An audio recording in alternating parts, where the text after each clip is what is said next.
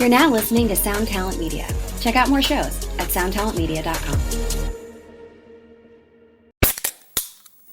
Hey, what's up, everyone? I'm Matt Migaki, the vocalist of Cryptopsy and the host of the Vox and Hops Metal Podcast, where I sit down with fellow metal musicians. We talk all about their lives and music while sharing killer craft beers. If you've ever wanted to sneak backstage and share a beer with one of your favorite musicians, well, Vox and Hops is the podcast for you. This week on the podcast, I dropped a killer episode with Johannes Ekström of Avatar. There is this episode and over 440 other ones to help you enjoy life, metal, and craft beer. So what are you waiting for? It's time to become a Vox and Hops head. Cheers! Anyway. Windows, man.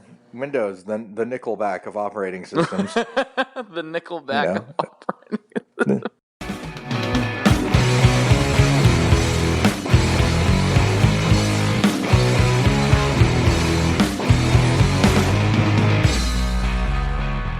Hello, everyone on the internet. Welcome to a long-awaited version of the ToneMob.com podcast, the show about guitar tone and people behind it.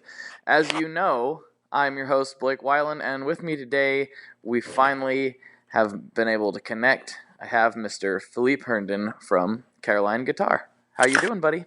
Hey, great to speak with you, Blake. Great to be here. Finally, this has been like, you and I have been like similarly charged magnets, like bouncing off each other for 6 months. It's been hilarious. I think it's been longer than that at this point. Really? I'm losing. I don't have track of time anymore now that I'm a father. It's simply like, all I know is that if I see people, I'm like, I clearly haven't seen you since my child was born. So, it's... Wasn't your child born... Yeah, your child was born before NAMM, right? Oh, yeah, but I mean, he's 21 months, but it's just like... Oh, gotcha. Just now we're starting to recover some segments of this, but it's there's a segment I saw in this TV show called The Fall. It's on Netflix. It's with Gillian Anderson. Okay. And spoiler alert, there's a serial killer and he gets busted or whatever. But right. There's this great segment. Sorry to ruin it for people who haven't seen it, but he's a serial killer and he does eventually get caught. But it's worth seeing. But right. They're deposing him, and there's this great sequence when, they're like, hey, you've killed all these people for years, and then there's like this big pause for a bunch of years, so when you start killing again, we didn't think it was you, we thought it was a copycat killer, we thought these were two different ones. Mm-hmm. Why the big pause? And he looks at her and says, well, you wouldn't understand this, but I have small kids.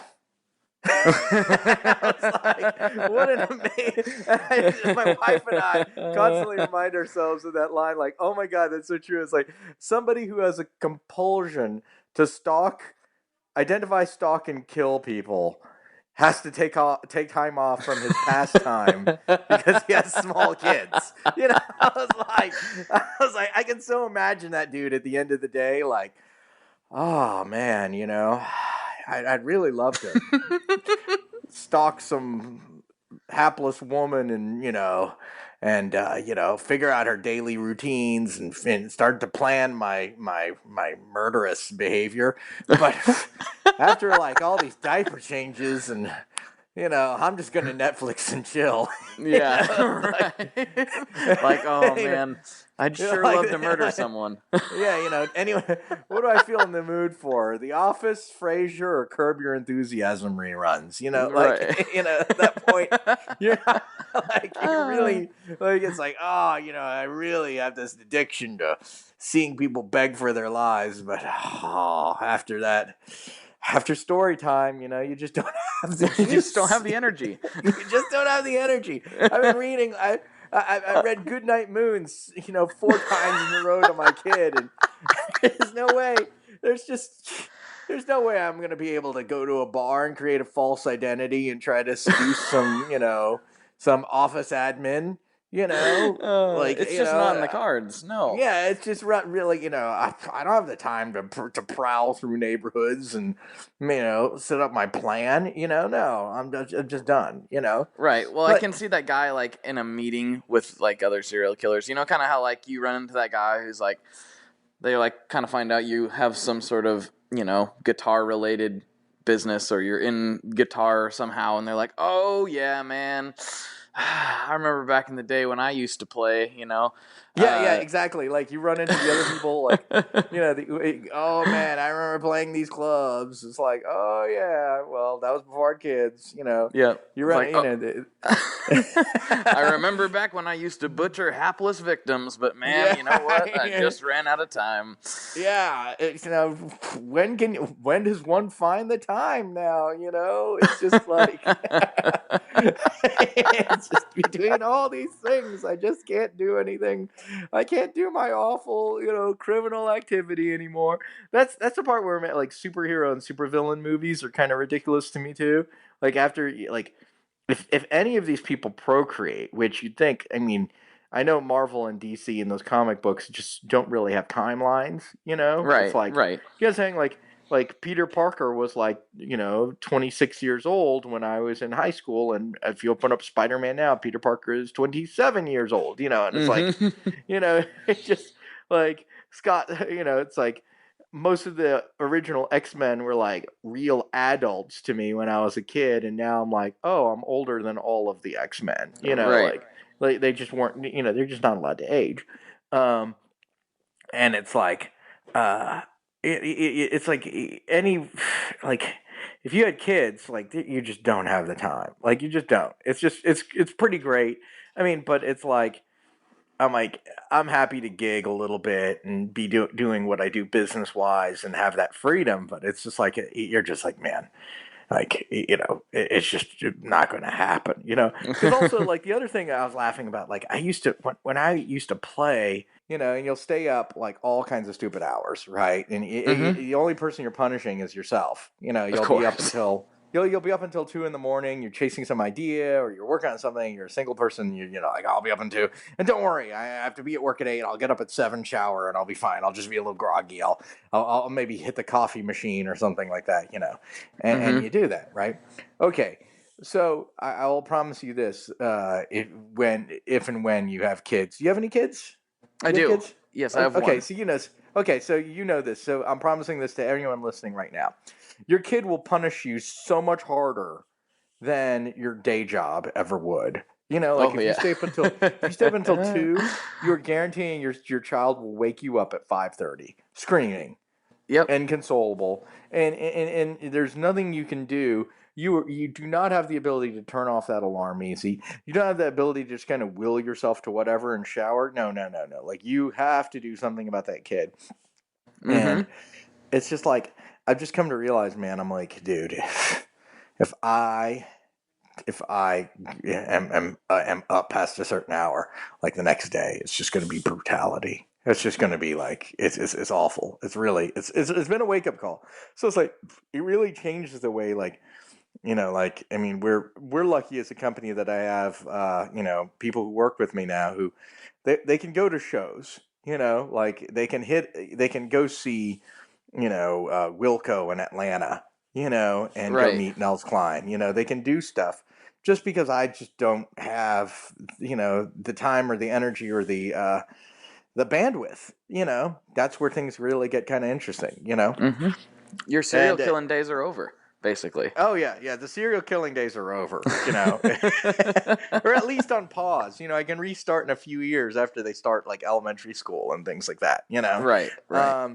But yeah, it's but this for the most part, a lot of this is, yeah, it really changes things. And also, I was thinking about this as well, like, in a lot of ways, playing like rock and roll music and the stuff I really like is so like so much a young person's game. Oh yeah. I just sold a Marshall JCM 800, and I just remember thinking to myself, like, gosh, it went to the perfect person. It went to like this 17-year-old kid who has a band called My Brother, My Sister here in Columbia, and the kid is 17 years old, and I'm pretty sure he weighs less than the Marshall JCM 800, but he has no problem like carting around the Marshall JCM 800, and he gigs with, I kid you not, this is so powerful. He gigs with a Marshall JCM 800 and a twin. Whoa, what? Yeah, he gigs with basically like what we thought would be like what all of our dream stadium rigs were in like 1988. You know, Mm-hmm. like he's gigging with that, like a Like in like JCM small 800. clubs. Yes, yeah. Oh, like we're talking like a pop up show at a skateboard shop.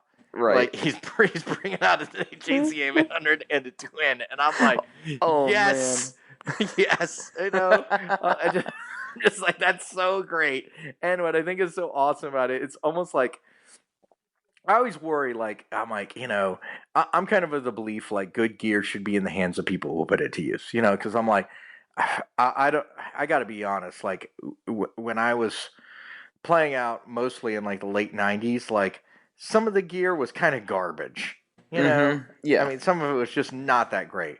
And almost everybody I know who's around my age, like, I'm 43, who's done, like, reunion shows or things like this, the one thing you can't help but notice is either they've upgraded their gear and their tone is so much better, Mm-hmm. or they're playing with that same gear they had in the 90s and everyone's nostalgic for it, and you're like, it doesn't sound that good. It's true. I mean, things are so much better now. Like They are. It's ridiculous. You don't have any excuse to not have. I'm sorry. Like, if you don't have good tone, then you just need to shut up and practice more. I mean, it's really like, because it's not the gear's fault. It's almost never the gear's fault. Like I've heard Pete Thorne talk about this in demos. Like, he has a hard time finding pedals that he says sound bad, like definitively bad. I agree. Yeah. Like he's just like, oh yeah, it sounds pretty good. Like, I mean, like, you can be dismissive of things that are clones, but they're clones of stuff that generally sounds pretty good. Ergo, they're going to sound pretty good. I mean, that's an entire other issue where it's like the conservatism of pedal, amp, and guitar design causes people to just make clones of stuff that has already sold well. Right. So it's almost like, but that's a cultural endemic that's bigger than just the pedal industry. That's also people writing songs in the same arrangements of stuff that's sold before. That's people, like all these superhero movies, like Aziz Ansari has that great joke. He's like, oh my God, of all those X-Men movies I've seen, this is definitely in the top 9. I mean, it's like, right. it's just like, there's so much derivative stuff, but like, that being said, like, they don't sound bad. It's like people have played it safe to the point of of jaw droppingness, that it's like, wow, this really just does sound exactly like something that Stevie Ray Vaughan would have played through. But yeah, it's interesting when you think about it, like these guys, but the tones have gotten so much better in a lot of ways. Like, that's undeniable. It's like, like, there's so many more amp companies. There's so many more pedal companies. There are more guitar companies. Maybe not all with that much impact, but there are more, and they're willing to challenge themselves. There are more pickup winders, and the pickup winders have really cared about doing stuff well.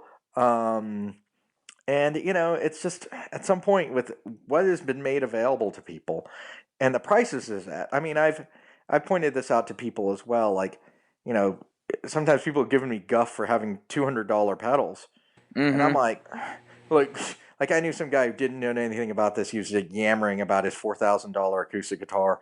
He found it. I was like, so what do you charge for those pedals? $50-$60? I went, no, they're around 200. He's like, whoa, good for you if you can get it. Like some snark. Just made me want to, punch him in the face. But, right. He's some snark. And then I'm like, dude, like, grab any musician's friend catalog from the 1990s. Grab any of those garbage pedals that were in there. Put them into an inflation, a consumer price index inflation calculator on the internet, and then move it from 1997 to 2016, the year we're in, and go, oh, wow, these boutique pedals aren't overpriced. No, they're not. Like, they're not. And it's like, people are offering a fine deal on this stuff. And it's like, it cracks me up that people seem to be totally cool. People seem to have been totally cool with prices of other stuff going up. Like, what does a Fender American Standard go for now? Like, Oh, what? geez, I don't even know. They're Yeah. What's the street price? $1,800, something like that. Yeah, I want to say I want to say like 14, 15. Yeah, You know, at it's in the least. mid. Yeah, it's well over a Yeah, grand. because I Well know over a like the grand. Edge signature model is around 18, right? Yeah. You know, and that's a fine guitar, right? But it's like, but it just cracks me up because I'm like, man, not to sound all get off my lawn, but when I was gigging, and we like when I was gigging all the time, it was like, all right, we're gonna go to Chuck Levin's Music Center and we're gonna go buy an American Standard for $560, you Yeah. know, and that's what it was. You're like, yep, gonna go bring $600 to Chuck Levin's and walk out with an American Standard. And this was 1996. So, yeah, I mean, it's like in 20 years, that thing has tripled, or close to tripled. Your amps are more expensive, or if they're not more expensive, they're somewhat more expensive, and then they've moved production to China or Mexico or some other place. Right. So it's like you still want it made here, and you still want it well, and you want the company who makes this stuff to be accountable. I mean, well, it's going to be more expensive, Well, let's be totally honest though about like there's been high quality guitars and high quality amps for a long, long time. Like that's not really a new thing. The variety is a new thing, but there's been a lot of high quality guitars and amps for a long time. Yeah. There's not been. I mean, not to be like super pessimistic, but like Ibanez and Boss made good, solid pedals, but they didn't make the good quality, nice sounding stuff that we have today. There Mm-mm. wasn't the quality of pedals around 20 years ago. Like, No, or certainly not the range of it in some ways, because right, like I'll defend Boss. Like I think, I mean, it is funny to me that like their power handling and their flip flop switching circuit is more advanced than 90% of what I see in boutique pedals. Maybe right, 85 to 90%. But um, but like you're right. Like there's a lot of stuff that wasn't particularly good. There wasn't a lot of moddable stuff. There's a very limited variety. I mean, in first wave boutique, which I in my brain define as Analog Man, Mike Fuller, early Zvex, Prescription Electronics. Um, that doesn't start until 1994, mm-hmm, 1995. I mean, Analog Man. I remember hearing about like my senior year of college. People saying like, "Oh, I heard there's a guy who mods tube screamers." yeah, But a lot of stuff early wave boutique really just was not out there. And there were companies that did cool stuff. I mean, MXR did cool stuff in the past. Mutron, oh my gosh, like did oh amazing yeah, stuff. right, I mean, there were courageous companies that did stuff, but it's also like if you go back and you adjust for inflation, that stuff was crazy expensive. And like, I mean, you find an old MXR catalog and it's like, wow, an analog delay for only $400 in right. $1980. I mean, it was That's a like, lot of money. Yeah, yeah, that's an insane amount of money, and then you're right, like there's the range of stuff that people have and the variety of stuff is really it's splendid right now. It's a really splendid time, and there's no excuses. I mean, you can find what you want. In some ways, though, I sometimes wonder if it has a negative effect. Like, and there's this book I've read called The Paradox of Choice, and it points out like how when you have too many options, in addition to um, it becoming more difficult for you to find a choice, you're also more dissatisfied with the choice that you've made. Like if you're at the video store and you have a limited number of videos that you could have picked from years ago, you like chose one and you were committed to it and you were in hell or high water for that evening. mm-hmm, And you might have liked it, you might have not liked it, but you bought in a full way. yep, And I sometimes wonder if like now in the Netflix era, like my queue has like 180 things in it, and it's like there's so many of these movies that I'm sure are fine movies, but I'm like, man, I'm not getting around to watching this. I'm like, mm-hmm, in the end, I'm still, burning through old episodes of different TV shows and stuff. And I'm like, the commitment is different. And I sometimes think the same thing is happening with specific segments of pedal world, namely with stuff like overdrives, where there's so many options in overdrives. I mean, there's one retailer I have that has over 350 overdrive pedals. Wow. Yeah. Wow. And I'm not doing 350 total pedals. You know what I'm saying? Like, that would be a ridiculous music store in and of itself. You know what I'm saying? That would be closets full of like shelves and closets and whatever. Mm-hmm. No, 350 different models of overdrive. Wow. And And that's not even, we're not that's even not talking. shocking, though. Yeah, and I'm like, yeah, it's not shocking at all. And you're just like 300, like, can you imagine like going to like your grocery store, or your alcohol and beverage consumption store, your ABC store, and Mm-hmm. seeing like 350 different versions of like an IPA, like, Well, I live in Portland, so I kind of do yeah. see that, but Yeah, you do see that, and I sort of wonder if it makes it like, why would you commit yourself to any of these? Like, because you're like, oh well, I'll just try that one now, or this one now, or and you're whatever one you picked. There's probably a good chance that you got it wrong because there's 349 other ones that might have been better. right. And it's like at some point it leads to like a real dissatisfaction when I'm like, like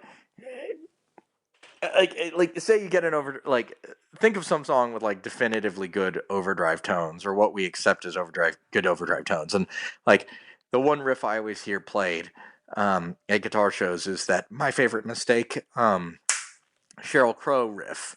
Okay.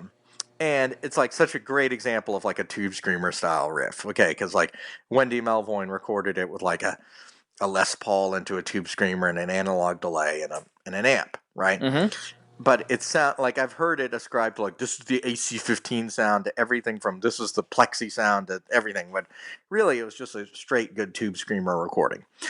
And it just cracks me up because I'm like, you buy your overdrive pedal, and if that's your idea of what a good overdriven sound is, like that, or like the similar antecedent is that Ryan Adams' "Give Me Something Good" riff at the beginning with like a little bit of slapback reverb, Right. and like you play that riff and then you're like kind of dissatisfied with your tone, like you're probably going to in your brain blame the overdrive pedal first, because there's so many other overdrive pedals, and you're going to be like, oh, maybe I just need a different overdriver. Right. Yeah. When really, like, I'm laughing because I'm like, and I'm guilty of this, and as a guy who sells overdrive pedals, I kind of hope people try different overdrive pedals, but it cracks me up because I'm like, really, what probably will make it sound more better is if you spend an hour practicing. Yeah.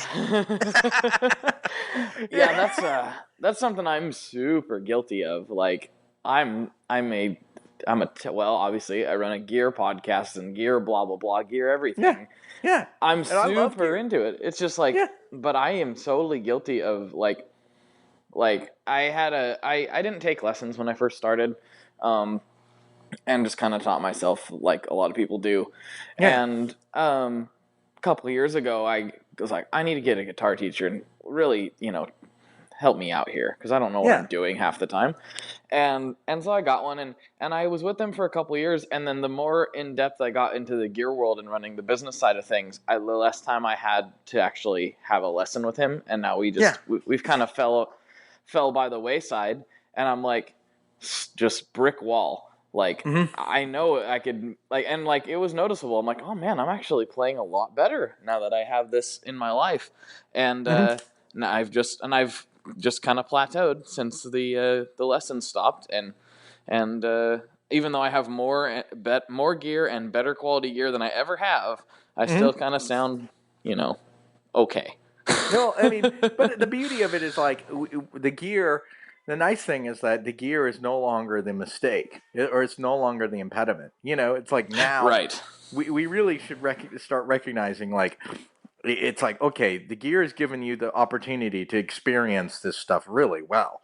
Now go experience it. Like that's the, like I have no excuses for not sounding good in a band setting now, That's except true. for my commitment to actually practicing and playing well. And that's that that is thrilling in its own way because I mean, there's stuff. I find it really funny. I see so many pedal boards, and I'm like, and I've even picked on people other pedal boards, but really 90% of the pedal boards I see posted on in Gear World, I'm like, you should be able to sound fine with that, and like.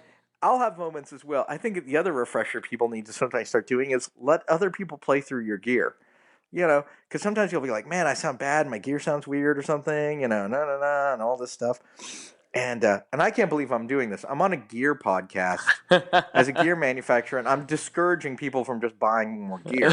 But like, the truth is like sometimes you're like, I mean, like I was laughing at this because I was like, man, I'm almost tempted to like swap out like pickups in like one of my guitars, and then like.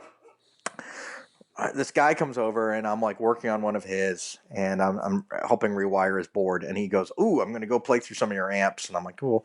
And he digs up some pedals and starts playing. And he just starts saying so rocking. I'm like, "Hey, what guitar is that?" And he tells me and I'm like, "Oh, well, dang. That was the one I was going to swap pickups out on." And that sounded beefy as hell. Maybe I'm losing my mind, Right.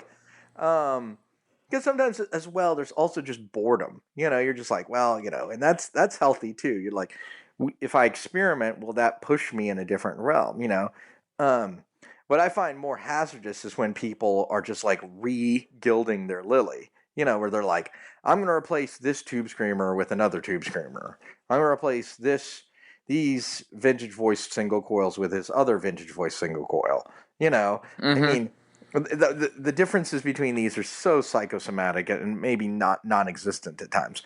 Whereas, it'd be one thing if they're like, you know what, I'm going to go from single coils to P90s, or I'm going to go from humbuckers to single coil. Like big changes. That I think is like really awesome. Or like, you know what, I'm just going to buy a totally different type of guitar and see what happens. Like going from playing Fender scale stuff to Gibson scale stuff, I'm like, whoa, this completely changes the way I approach some of this stuff, Oh, for sure. For sure. And, it's just pretty amazing. Oh my God, RJ wants to come in. My little boy. Hold on, I'm going to have to let him in the room because he's coming in. Yeah, hold on. Let him in here. Hey, Raymond. Yeah, he's got a ukulele now. It's the cutest thing in the world. He has a little cheap ukulele. You gonna play it for Blake? Hold on for a second. Oh, please do. Please do. Strum a little. Yeah. Yeah, strum a little more. Okay. Yeah, he's coming here with his ukulele. He's pretty amazing. He's kind of famous from that Chicago Music Exchange demo, too. Yes. He's really good. Hey, I'm honored to have him on the show. Hey, Raymond, would you do something for me? What sound does a lion make? Rah. That's right. What sound does a tiger make? Oh, tigers are quiet. You're right. What sound does a dinosaur make? Rah. Oh, that's kind of the same sound as a lion. I mean, that's fantastic. Yeah, but it's like, yeah, it's pretty funny. He's definitely. I'm laughing because like the most. Like that YouTube Chicago Music Exchange demo got like so many views, and then I posted like a little Instagram of him at my pedal board, and it like had like the most views of anything we've had on Instagram ever. And I'm like, I totally understand where like awful child actor parents come from now. Okay. You're a Culkin now. Oh my God, dude, the Culkins are the Lohans. Just like, yes, sing for my money. I'll operate your trust. Right. Oh, let me take over this for you. Yeah, hold on, let me stage manage you too. I'm in your best interests. These people just become like next thing you know, they're wearing fishnet shirts and talking on Fox News. It's like, so it's like, they're just like, wow, I totally understand this a little bit when I'm like. I'll post something important to me about Gear World and it'll get like 125 likes. And I'm like, oh, that's not very good. Maybe it's time to exploit my toddler for a few more hits, Yes, child That's- labor and exploitation is always in the best interest of your company and your family. So just go ahead Oh and do yes, it. absolutely, absolutely. I mean, when America finally achieves its goal of becoming Saipan, then we'll all breathe gloriously in the paradise. Of course, Um, of course. but yeah, it's also fascinating. Like, I mean, just seeing my little boy identifies guitars now. He calls them guitars. I don't know if you hear that banging sound, but that's him. That's him pounding the ukulele into the ground. Of course. And he's good about this stuff. I mean, but he loves carrying them around, and he loves them. And I was like, I wish I could say I indoctrinated him. I really wish I could, but I didn't. I had nothing to do with it. I wish I could have indoctrinated him into something useful like mechanical engineering or accounting. Yes. I mean, he's 21 months old. It's like it's not going to make. I don't think this is the deal breaker right now, but yeah, it's just the fact he was into like guitars, and he's guitar, and banging on the strings and stuff. I'm like, yeah, it's pretty great. So Yeah. I think I see a similar trajectory with my son. He's he's 11 months, and he has a couple guitars already. Yeah. One of which he actually gets to play with, and he loves it. He's always like, when he sees it in his pile of toys, that's what he goes for a lot. Most of the time, starts banging on it. I'm like, oh boy, here we go. But he's, I don't know. I hate to be like one of those sports dads who's like, you're gonna play football, son, whether you like it or not. Except obviously with the guitar. But by the same token, like I feel like he's just it's gonna happen most likely. Yeah. I mean, he already has an amplifier named after him. So. Oh my goodness, that's great. What amplifier is this? The Benson amps Vinny. Oh, the Vinny is named after him? That's awesome. That's really cool. I was looking at those little one waters, right? Yeah, exactly. I've told the story, cool. I think, before on the podcast, but I commissioned Chris to build it. Basically, I called him to have him build like a toy that looked like my Monarch that I have. And he's like, I don't build toys, but I've been thinking about doing this 1-watt amp. And I was like, well, that's fine too. Yeah, and, that's great. So he built that, and my son's name's Vincent, and so he put Vinny on the first one. He's like, that's actually a pretty good name for the amp. I think I'm gonna roll with it. Like, seriously? That's awesome. That's so cool. That is so cool. That is incredibly cool. Though I have to ask, what pickups are in his guitar? In his guitar? I'm just teasing. It's like, no. Clearly, he does. He's got his grandparents. I was waiting for that forum chance to just say, I mean, you should at least get the antiquities. Right. Well, I mean, my number one is a Les Paul Jr. And so Grandpa and Grandma got him Epiphone Les Paul Jr. Oh, wonderful. Yeah, full size with a single humbucker. So we'll let him, and the guitar, it's like $100 guitar, maybe. Like, tell you what, that thing plays pretty good. You want to talk about not having an excuse? That guitar plays pretty good. So I have a friend who works for Squire, and he had a lot of insightful things to say. But one of the most brilliant things that they've done at Squire lately, and man, I mean, almost everything like the Classic Vibe series and up, that stuff is playable, and you can grab that stuff. It's like you need to do a gig, and you need to do a gig. Or you need a backup for the road, you can just walk into a Guitar Center and walk out $400 later with something you could probably gig that night. Oh, yeah, for sure. It's like all that stuff is really playable. I mean, no one's saying it's like a Nystrom or Fender Custom Shop or anything like that, but it's like, it's nice. It's like really, really solid. We have a J Mascis Squire at our shop, and I'm like, man, this thing is a party, and I have people wanting to borrow it all the time, and I'm like, sure, I mean, so what's the worst that happens? It's $400 guitar, and it's just really cool. I just think I think again, getting back to the excuse thing. I mean, it's like, people I think sometimes almost look for an excuse, like, oh man, if only I had these cables or only this, and I'm like, yeah, maybe so, but really, like, um, you know, all of these things make little bits of differences. Really, it's like comes down to your playing, your performance, and you getting what you want from this stuff. You know, Mm-hmm. and getting empowered by it. Like that's the part I find a little bit more trouble is rather than people making gear purchases that they want to be empowered by. That like I'm going to do this. It's going to give me X amount of power. It's going to knock this noise issue out, or it's going to sound fantastic. It's almost more negative where it's like, oh, if only I had this, then maybe my tone would be good. Oh, if only I had this, my tone would be good. You Mm-hmm. know? Um, when really all of these things, these nice devices, nice amps, these things are really kind of upgrades to what you need to be able to do gigs, what you need to be able to perform well.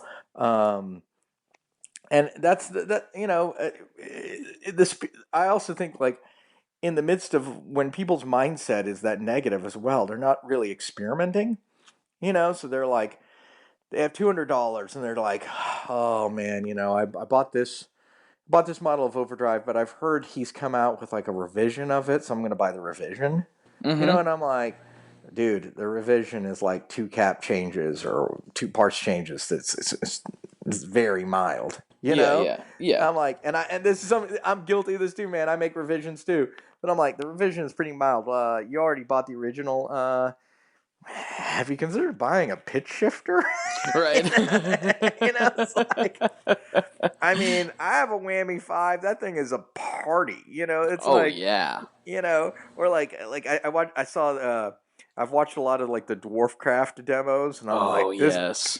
those pitch grinders and stuff like that. I'm like, God, like, Oh, the Wizard of Pitch looks so rad. It looks yeah, so like rad. you just stuff like that. You're like, dang, like this guy's doing some crazy stuff here. Like, Mm-hmm. like why not, why not go that direction, or like, um, like just where people are willing to buy things to help stretch them out, to take like a risk a little bit, as opposed to well, I'm just going to keep I'm going to keep polishing the wheel here.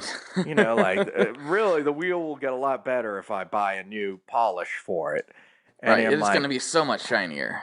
yeah, exactly. I'm Mm-hmm. like, dude, this will let your car drive underwater.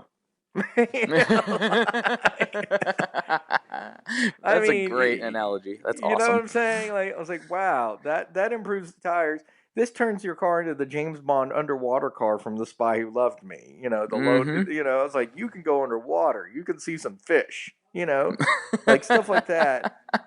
Like, do that. Get that gear. Because that's kind of awesome. Yeah, that's the stuff that like you. Well, I was kind of gonna say this, and this is not as quite as wild, but like sometimes my favorite gear purchases are the ones that I wasn't really like jonesing for a long time. Like it's just like I kind of happened across them, and I'm like, I've seen that before. I wonder what that sounds like, and I plug it in and start messing with it, and then go, I need this. I gotta have Yeah. this. Those are Yeah. always my favorite ones, more so than the ones that I see coming and really want them, and I can't wait till that comes out. I really want it, and then I finally get it, and I'm like, yeah, this is really cool. It's the ones that I stumble across, and Yeah. actually the Meteor was that way for me a little bit. Oh man, thank you. I seen it. I thought that's cool. I'm all right with my reverbs though. And then I seen it at Eastside Music when I took a trip to Nashville. Great guys. Great guys. Yeah, and I was like, okay, well, I want to try that. Everyone's talking about it. Let me try it. And I left with it because like this thing is great, and it's like, I'm not just saying that because you're on the show right now. I really do love that pedal. You are. Just kidding. No, but thank you. No, but thank you. That's sort of where we've like that's something that's been a point of contention for us to like. We're like, listen, YouTube demos are great. I love our YouTube demo guys. Online demos are great, fantastic. But like experiencing these things firsthand, oh my gosh! Like, please give that like because it's like it's hard until you actually hear like our stuff firsthand, and like and then experiment, with it because it's not for everybody. I get it. Like we have stupid drawings for controls and I love that. or icons, yeah, or icon driven thing like and and I know the ideal guitar pedal has 3 knobs. We typically have 5, or 5 or 3 controls, and we have 5, or we our format tends to yield towards 6, so it can seem a little complex. But give it a shot because it's really meant to kind of challenge you a little bit and maybe bring something out like what you're saying. We're like, oh wow, like this is interesting. This is taking me places, um, and that's our mission is sort of a little bit to push people a little bit out of that boundary and see what they do when they're a little bit. There's a great sentence I read in a newspaper article or something about travel, and then it turned out to be even lifted from none other than Neil Peart of Rush.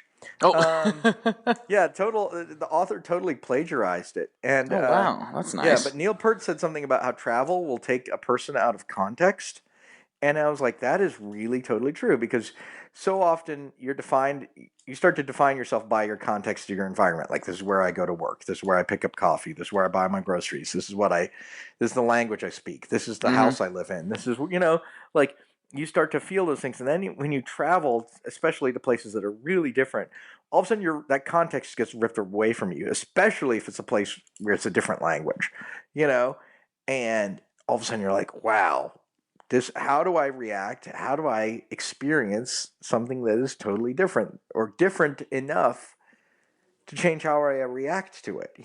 Like that's where the effect is not an effect on your sound. This isn't plugins, where you're like, let's play and then let's run it through a bunch of plugins and see what happens. Let's just take my dry riff. Like that's not how this works. Like when you're really playing with an effect, it has an effect on the sound, but also the effect on how you play. Like you'll play to that effect. Um, same can be said for pedals, for effects, for good amps, for good guitars. Like they change the way you play. Like it's like let me play a riff and then we'll run it through a bunch of plugins and maybe one of them will be a Marshall. And I'm like, no, you would have never played that through a Marshall. Right. If you had a Marshall in the room with you, you never play that riff. Like you just wouldn't, because the Marshall sinks and sags and does these weird things and punches out these notes, and and all of a sudden, it steers a little differently than you would have. So your riff might have been simplified or changed or elaborated in a different way, versus you playing it into a ditto looper or something and then feeding it through a bunch of different stuff, and that means a ton to me, that you like it like that, because that's the goal, is to push things a little bit different. And it's great that people are starting to find brick and mortar locations again. I have nothing against the online shops, and we sell a lot of pedals online, but like to be able to go in and say, let me lay this stuff out, and I was expecting to like this, but then I tried this, and this was what did it for me. Yeah. That's kind of a treat, you know. It's it's much better. I mean, like you say, I love online shops, but the majority of my purchases come through brick and mortars, or maybe I'll have played the particular thing at a brick and mortar and see a great deal online, then I buy it there. But yeah, yeah, but there's a beauty nothing. to this too. I mean, as well, it's that consultative thing too. Like some guy was like, "Yo, Blake, I think you're gonna dig this." Mm-hmm. You know, yeah, like that connection is kind of awesome. Where someone has watched you play or knows you and can discern some of your tastes a little bit. Oh and yeah. put something in front of you. Like one of the guys in my shop plays in like an electro pop band, right? Mm-hmm. And it's like they sort of sound like metric. They're female fronted, and there's synths and stuff, and he plays guitar. And I purchased a vintage tube driver, Chandler tube driver. Right. Okay, it's like the BK Butler big cream thing. Mm-hmm.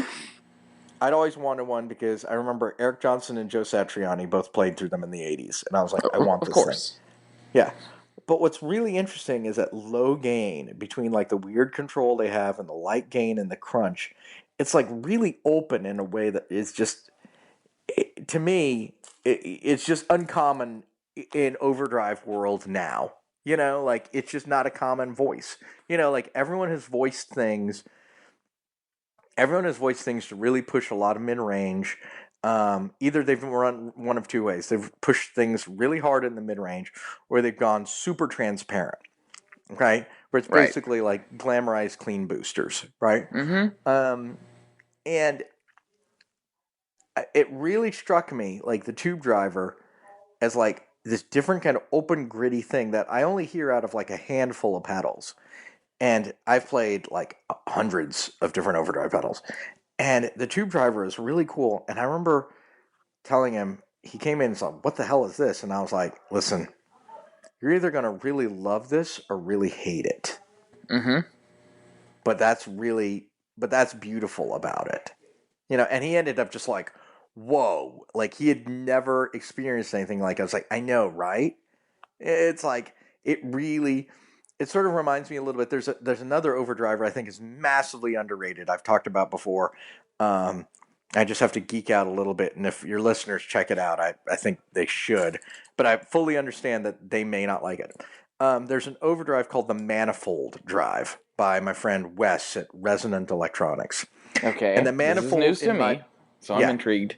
Okay, the Manifold to me is the only overdrive that I've really played that sounds it for better and for worse, like when you get a small Fender tube amp or Tweedy amp or whatever, and you just dime it. Like you just dime it. Where like the speaker even seems like it's about to die, and like notes get flabby and sag and weird, and like the EQ is almost like it's like all over the place. It's almost like comb filtered a little, and you're Right. you're like, this does not sound like a tube screamer. Like this is not not the distillation of what we've called overdrive. You know what I'm saying? Where it's like a lot of overdrive pedals are actually trying to sound like overdrive sounds that have been mixed, mastered, processed, reamped, and then put onto recordings. And then it's like, look, you can sound like this recording of an overdrive pedal. Like this actually sounds like a mess in a great way too. So it's like you run it halfway and it's like this crunchy, weird, crisp thing. And then you dime it and you hit certain settings and it like sags and constricts in weird ways. And you're like, what I love about it is clearly not for everybody, but I'm like, no, this really does actually sound like when we used to take Silverface champs and just dime them and like, let's just see what happens, And you're like, and it really, and it's one of these things where I'm like, I know he sold a good number of these, but not like crazy numbers, Mm-hmm. And I'm like, well, of course, because like a lot of people bought this because they see Manifold Drive, they think overdrive pedal, and they plug this in, and it sounds like a little more brittle, and a little more spiky, and a little bit more harsh, and a little bit drier, and a little bit drier and dirtier at the same time than what they're used to, And they're like, huh, okay, like they're like they don't get it. But for the people who do get it, you're like, oh my gosh, this sounds awesome. You just want to like just take this thing and like smash it with like, you just want to get like the right Strat or like, the right single coil pickup guitar and just like bash through really wide open chords on it. Mm-hmm. And then you want to dime it and play like kind of fuzzy-ish leads. And I've seen a rough schematic trace of it, and I was like, this is really interesting and original. I'm like, I've seen enough overdrive to see where everyone just copies the app notes, and it's refreshing. It's like I remember my first experience with it. I was like, I know if I just seen YouTube demos, I'd have been like, okay, kind of bright, clean overdrive. Cool. You know, Mm-hmm. oh, it has a little bit of a fuzzy mode when you dime it. All right, but then playing it in person, I was like, you know what, this is really cool. Yeah. Like just really, really cool. And I just was like, you know, maybe, maybe in a like I'm of two minds of this because there's like a part of me that's like thinks in a just world this he would have sold 40 times as many of these Right. and he'd be rich but maybe it's not about being like just in the marketplace so much as like this thing is cool and different and the people who get it and something I think I try to remember about our own work as well is that Wes and Peter at Resonant made exactly the overdrive pedal they wanted to make. Mm-hmm. They got to do that, and and the people who get it, get it. Yeah. And that's all you can kind of ask for. And the people who don't. It's like they recorded an album that, me and a bunch of different people I know, but not, it's not Taylor Swift popular, but the people I know who got it, they're like, oh my God, that album, like Mm-hmm. that's what they've done with this driver, and I think to myself, well, that's really cool, So that's me geeking out on a piece of gear because that's like, I think like that thing is just so like sometimes every once in a while like I'll go months without playing it. I have like a pile of pedals on a shelf or whatever, and I'll Mm-hmm. be like, hold on, I just need a little like refresher of like what's possible when people are willing to do something a little different. And I plug that thing in, and I'm like, this thing is pretty darn rad. Yeah. I was like, I mean, and it doesn't fit for everybody, and I'm sure there are rigs where it's like, if you just dropped what I'm saying? Like, if you just yanked like some other pedal off your rig and you dumped a manifold in, it doesn't work, like, oh, it doesn't vibe with you know what I'm saying? It's not just a switcheroo where you don't change. A lot of people sometimes think these things should be just drop and drop. Like I'm not going to change any settings on my amps. I'm not going to change anything else on my board. I just want to be able to pull, overdrive X out and drop this, drop overdrive Y in and have things be better. No, it doesn't work like that. It doesn't work like that. No. But it's like, I mean, I turned up. I like got like our Dr. Z just a little cranked, and then I put the manifold in front of it, and I was just like, get out. Right.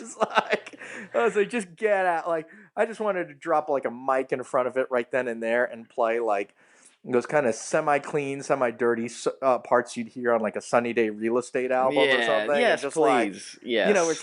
it's like the sound is almost like this gunmetal sound. It's like that's the color of that sound. It's like this kind of like the blast of stuff that's like really great and chimey and colorful, but also dirty and a little fuzzy and weird on the edges and asymmetrical and I'm like, man, that thing is rad, And I'm like, kudos to those guys.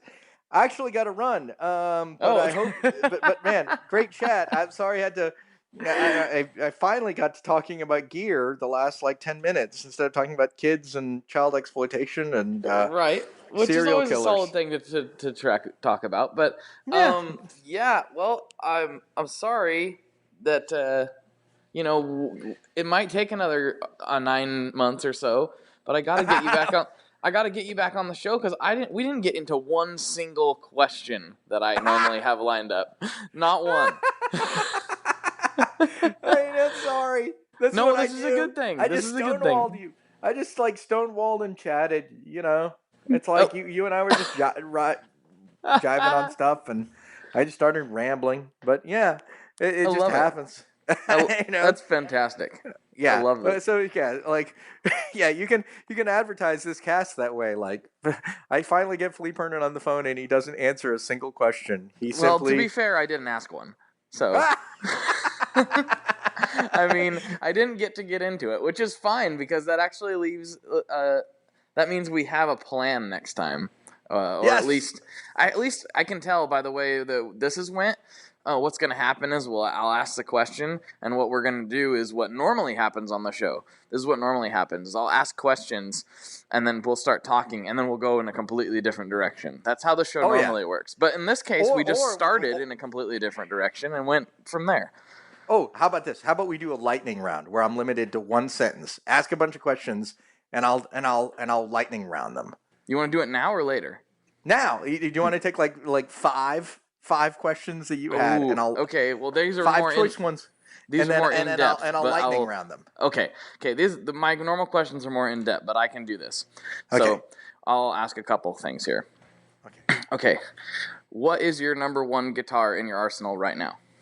A 1983 Stratocaster that my father and I helped put together from parts when I was in high school. It's an 83 Strat with Fralin pickups, and it is beat to all heck, and it is on our Instagram.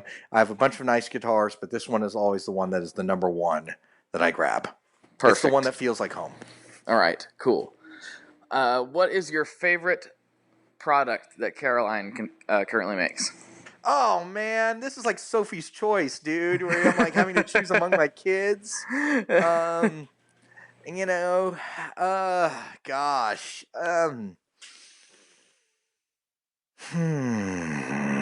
Man, wow. Because this is going to decide which is the next one I get, because I wanted to try some more, but Eastside was closing. Otherwise, I would have tried, after trying the Meteor, I would have tried the whole line, but I was being ushered out of the store. Gently. It was all my fault. Don't take that to mean those are bad guys. That's not what I mean. Push comes to shove, I probably got to say, I probably got to say Kilobyte. Okay. Just because I associate so much with it in terms of, the kind of breakthroughs I felt we had in terms of developing it.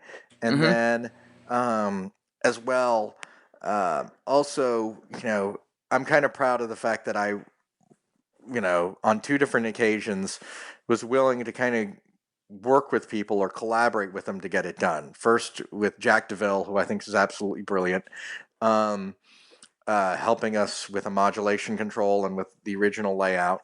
And then with John Cusack to redo the layout for surface mount so that we could keep up with demand. Gotcha. So I'm really proud of that one because it's, I think sometimes this industry can fool people into thinking of themselves as mad sonic geniuses who are, like I'm the crazy difficult, solo individualist artist, when I was like, wow, this is really great. And there's no way I'm going to be able to complete, like I can pitch 7 innings of this, Yeah. I'm not going to be able to close it. You couldn't complete the thought without some assistance. I understand that. Yeah, and I'm sort of proud of the fact that, it's what's the lead role in Cage versus a walk-on part in the war. You just let someone else help. Be willing to work with someone else and collaborate to get it done. Yeah, I can totally relate to that because I'm an idea person and I don't know how to do anything. So everything that I try to come up with, I have to go to somebody much smarter than me. So and it was like I mean, and it was nice that I was able to go with most of it kind of done, but then be able to take creative edits and get stuff done and rescue it from where it was, because I think it would have been a good pedal. It would have been a fine pedal. It's not, but I think it's became something I really love by being willing to make some adjustments and changes. So okay, cool, perfect. Yep. All right, you got time for a couple more, or we yes, gotta a couple go? more, and then I have a screaming child. I'm gonna run and go rescue. It's gonna be great. Okay. The nice part is I have like 4 people assisting for screaming child. All right, here we go. Let's see. I kind of got sidetracked on that last one. What album are you currently listening to right now? What's your favorite? Like, not what's in the Oh, rotation. What's in the rotation? oh my goodness. Right now it's the Beatles' greatest hits. Mm-hmm.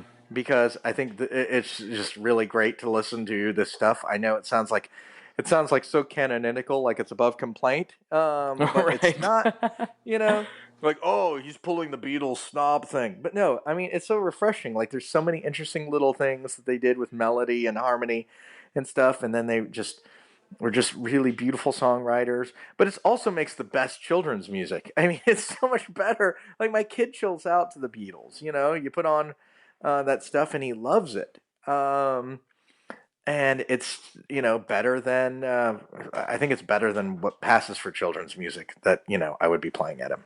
So Okay, it's good gotcha. for us both. Nice.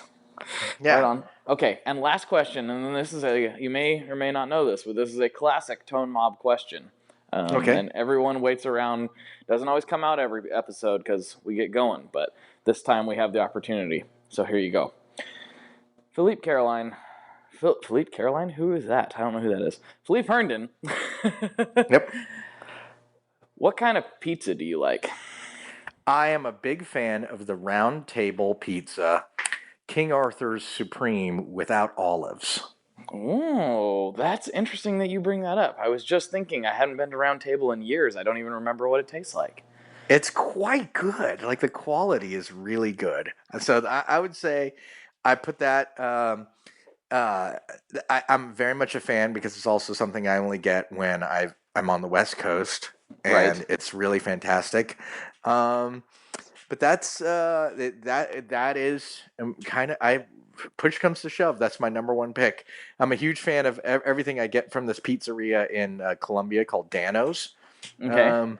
But candidly, for like, when I think of a pizza, it's like, can we have I'm come home and it's like, oh, we didn't make dinner, I'm like, oh, shucks. Well, I guess let's just order a King Arthur's Supreme. No, no olives, And it's like, Oh, man, you didn't make man, dinner. no, Oh. oh, well, do you think we can get some pizza?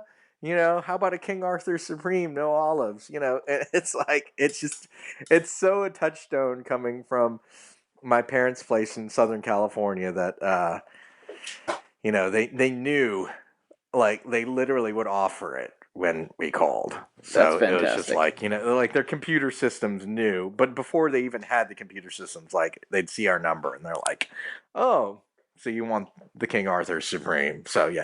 Plus, it's also fun to say King Arthur Supreme. It has like this, I have that's true. anointed you the king of pizza by the power of Excalibur and the knights of the round table. I have presented you the Supreme. Oh, like, man. something. It has a properly pompous name. It does. That you know. reminds me of something I just seen. Actually, reminded me of two things. But one was here in Oregon. I believe it's down in Eugene. The local Domino's saved a guy's life because he ordered pizza like on the rig. Like, they knew when he'd called. Oh, I like, saw this. Yeah, and he Yeah. never, and he didn't for a couple days, and they went to his house. Yeah, and he had like had got injured or something and couldn't get up. He was an older guy, I think. Oh, this beautiful story. That's so good of them. Yes, it is. And then the other thing, which is completely unrelated, you're the only guest on the show who actually have met their mother. I'm sorry? I met your mother down in Oh, that's in right. NAMM. You did. Yes, at NAMM. And you know who is awesome about that? I got to give it a shout out. Their product is awesome as well. Like, there ain't no voodoo. Like, the guys from Sinusoid, the cable company. Yes, those guys are awesome. Those dudes took my mother to go get cigarettes. Yes, like, they I did. thought that was they're really, really fantastic. My mom wanted to go get cigarettes. She's like, oh, I need to go. I need someone to walk with me. I was inside doing something. And she was smoking with those guys, and they're like, "We'll go with you." And they went and got Right. cigarettes. They went across the store to like a liquor store and cigarettes thing. Oh, I have to mention as well. Okay. Before I go, the King Arthur Supreme thing reminded me of something. Okay. And I think it's a good question for future podcasts as well. Okay. What do you think is the greatest pedal name ever? Ooh. I'm going to ask you. You're gonna first. ask me? Yeah. I'm asking you. What do you think is the greatest pedal name ever? Oh man, wow, that is tough. I wasn't expecting the tables to turn so quickly. Yeah. Let me think here. Let me hem and haw. If you want to hem and haw, I'll tell you what mine is, and then I'm curious what yours. Yeah, you go ahead. Mine is the Menatone King of the Britons. Oh, that's pretty solid. Doesn't that sound awesome? I mean, it's like, regardless of what you'd think of that pedal, Menatone, King of the Britons. I mean, it's just like that. Like, what a name. What a perfect name. It has that Monty Python thing going on as well with King of the Britons, but it also sounds like triumphant rock. Like it sounds like it should be sung by King Diamond, like King of the Britons, like, and it's like Bruce Dickinson should sing it. Yes. But then it also communicates like we intend to sound like a 70s Marshall, Of course. So it's like it captures like pop culture comedy, overt ridiculousness, power, and to top it all off, a preview into what the item might sound like. Mm-hmm. Like, that's like, for me, like hitting for the cycle is King of the Britons. Yeah. I still don't have a solid answer, and I would probably change it if I had more time to like really, really pour over my thoughts. But right now, I mean, the one that immediately sprung to my brain, and it's because I'm a fan of the movie, obviously, but like the Tonal Recall. I really like that name a lot because it just instantly I just see Arnold Schwarzenegger's eyes getting sucked out of his head, like from the awesomeness of the delay. That's probably not what I would pick for. I mean, that pedal's amazing, but that's probably not what I would pick for best name ever if I had a lot of time to think about it. But that's what's coming to my brain right now when being kind of blasted with that question out of nowhere. So I'll stick with that tentatively, but King of the Britons is, I think that's really hard to beat. Yeah. I'm a big fan. I gotta run. Hey Raymond, what sound does a lion make? Hurrah! That's right. I have to run. Great chat with you, and I look forward to this being broadcast. And I look forward to people going, man, I wish that guy would shut up about stuff and talk about gear. Hey, can we have your son close out the episode instead of me? You think he would do that? Does he repeat things pretty well? Not really. No, he's not quite at the repeating stage, unfortunately. Okay. Oh, and he's already left. He's been trying to get inside this room for a little while, and my wife just let him in, and then he has proceeded to, like, he found a ball and he left. Okay. It's great. Okay, never mind. I'm really, and I'm kind of glad about this. Like, I'm trying to raise like this little Jack London boy who just wants to like climb things and like be an adventurer. Like he doesn't watch any screens or whatever. God, I sound like that hipster snobby Earth mom or whatever. Right. But I'm kind of proud of the fact like he really just wants to like wrestle and chase things and like throw a ball around and crash like his toy cars into stuff. Like, I just think it's like, and get his hands dirty. Like, he runs out into the garden and just becomes a little muddy mess. And I just I'm like, that's just pretty great. Yeah, I agree. I'm quite pleased. So I like it. So I'll close it out. But man, great chat, and I look forward to it, my friend.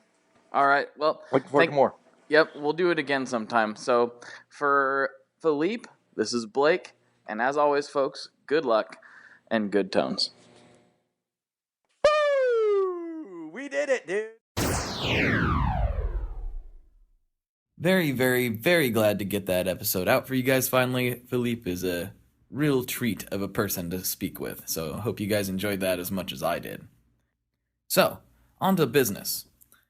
You guys know about the secret project now, don't you? Have you been off the internet? Have you been unplugged for a while? Or maybe you're not subscribed to the mailing list. Or, just for some reason you're in a space-time vortex thing and it just didn't mesh up for you. Well, I guess I'll go ahead and tell you, the cat's out of the bag. There's officially a Tone Mob pedal. And of course, it's a fuzz because it's me and fuzz is amazing. So if you haven't already heard, I teamed up with Solid Gold Effects and we brainstormed and went back and forth and came up with a sweet, sweet, sweet fuzz. It's the Tone Mob Model 001. And there are so many different flavors of dirt in there. There's like Velcro spitty ripping fuzz. There's like kind of wall of sound type fuzz. There is overdrive tones. There is, distortion sounds. There's subtle octaves. It can like self-oscillate. It does all kinds of stuff, and it's all handmade. I just couldn't be happier with how it came out. It's absolutely fantastic. Solid Gold Effects, Greg and Alex over there did a crazy, insane good job on it.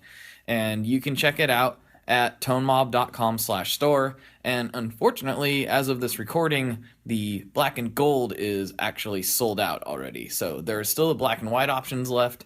It comes in a really cool laser etched box, the lid of which you can take off, put some Velcro on it, and use it as a pedal riser for the fuzz or any other standard size pedal that you need to just get up there at the back of your board and make it easier to hit or something.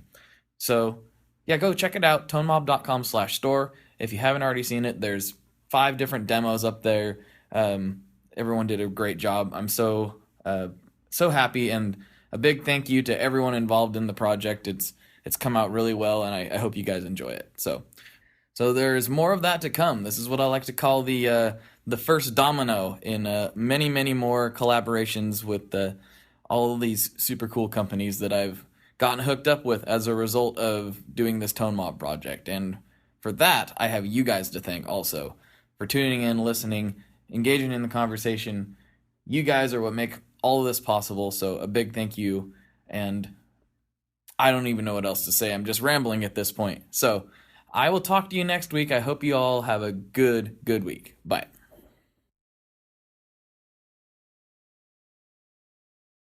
One last thing before we totally sign off here. I just want to remind you that if you do any shopping at Stringjoy, that's Stringjoy guitar strings made in Nashville, that will help me out as well. As I've said for years, I'm heavily involved in that company, and I really do think they're making the best products on the market.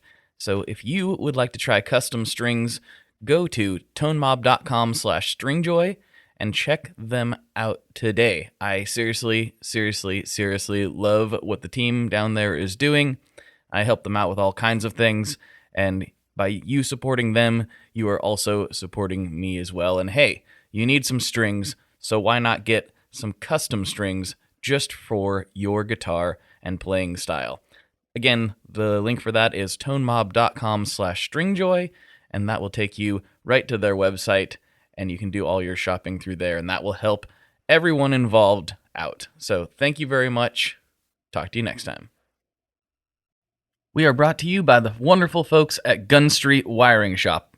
Yes, Gun Street Wiring Shop. I've talked about them before. I used to say based out of Bend, Oregon, but guess what? Sean moved to my neck of the woods. Sean's in Portland.